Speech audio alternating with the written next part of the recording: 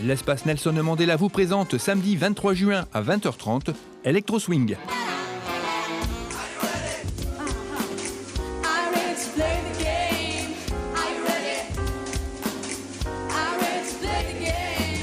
Avec le Gadjo Swing Gang, goûté à la chaleur des nuits parisiennes, londoniennes ou berlinoises. 6 jazzmen chevronnés et certainement 6 des artistes les plus audacieux du collectif l'Armstrong ont osé l'improbable, marier l'esthétique des années folles et la musique électronique d'aujourd'hui.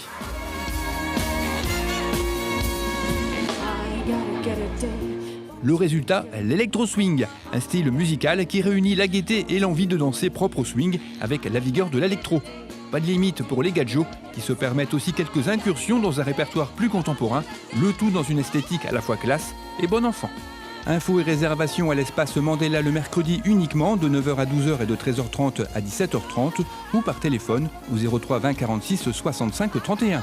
Vous pouvez également acheter vos places en ligne en vous rendant sur le site internet de l'espace Nelson Mandela. Retrouvez ce journal et d'autres informations sur lachapelle-tv.fr.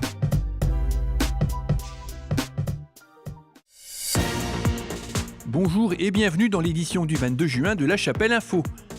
L'association Yaka a clôturé sa saison à l'espace Mandela avec 3 spectacles.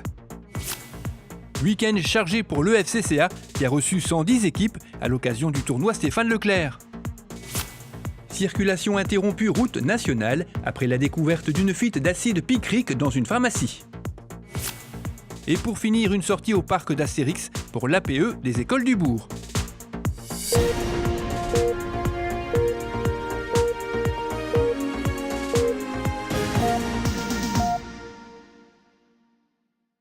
L'association Yaka a clôturé sa saison samedi dernier à l'espace Mandela.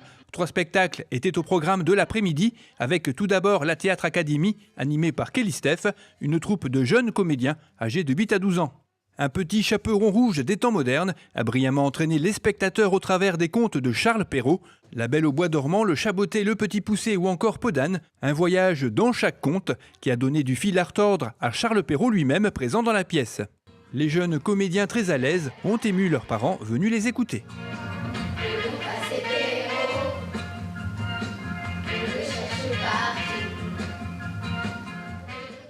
Le théâtre a laissé la place au chant avec le groupe Apogeo, dirigé par Lucie Fortry.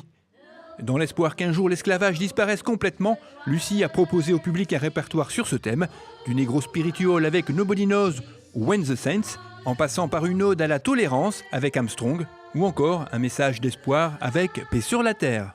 Paix sur la terre, paix dans nos cœurs, que l'univers reprenne en cœur. Stress, concentration, mais aussi joie et plaisir de se produire à l'espace Mandela étaient palpables. La journée s'est terminée avec la section danse contemporaine, animée par la chorégraphe Mia Tatinen, où 52 danseurs âgés de 5 à 18 ans ont présenté un spectacle de bon niveau sur le thème « Il était une fois », avec une première partie qui s'est déroulée en plusieurs scènes, sous forme d'histoire racontée par les enfants.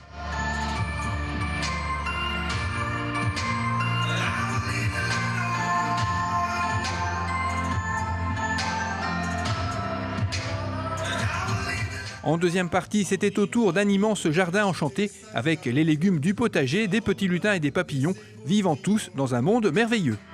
L'année la plus chaude de tout l'été. L'année la plus chaude de tout l'été. La féerie de ce spectacle mis en valeur par les lumières de Guillaume Vantôme a plongé les spectateurs dans un autre monde, une petite parenthèse de vie, fruit d'une année de travail, récompensée par de nombreux applaudissements.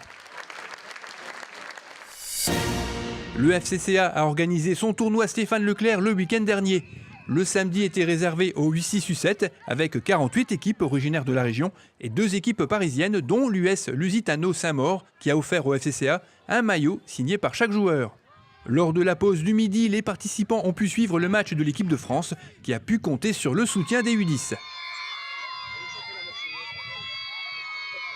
Le dimanche, c'était au tour des catégories U8-U9 avec cette fois-ci 60 équipes, toutes du Nord-Pas-de-Calais. À l'issue, pas de classement ni de coupe, mais une médaille pour chacun des participants. Durant les 2 jours, des stands et animations ont été proposés avec la participation de l'association Le Défi de Fortuné qui vient en aide aux enfants atteints d'un cancer, et du club des supporters qui s'est occupé de la partie sucrée de la restauration. L'épouse de Stéphane Leclerc était présente, comme lors de chaque édition de ce tournoi, et elle fut remerciée ainsi que les autres membres de la famille, présents également par le président du club, Michel Le Saffre, pour qui c'était le dernier tournoi en tant que président. Après 14 années passées à ce poste, Michel a choisi de ne plus se représenter et il quittera sa fonction ce vendredi à l'issue de l'Assemblée générale du club. Alors, pour le remercier, de jeunes joueurs lui ont rendu hommage en lui adressant un message. Petite frayeur mardi dernier vers midi dans une pharmacie située route nationale. Après la découverte d'une fuite sur un produit contenant de l'acide picrique, une partie de la route a été neutralisée durant une bonne demi-heure, ce qui a nécessité l'intervention du service de déminage, les seuls habilités pour ce genre de situation, car il y avait un risque d'explosion au contact de l'air. Une dizaine d'habitations ont été évacuées par précaution. Heureusement, aucune victime n'est à déplorer, juste une petite pagaille pour la circulation, importante à cette heure-là.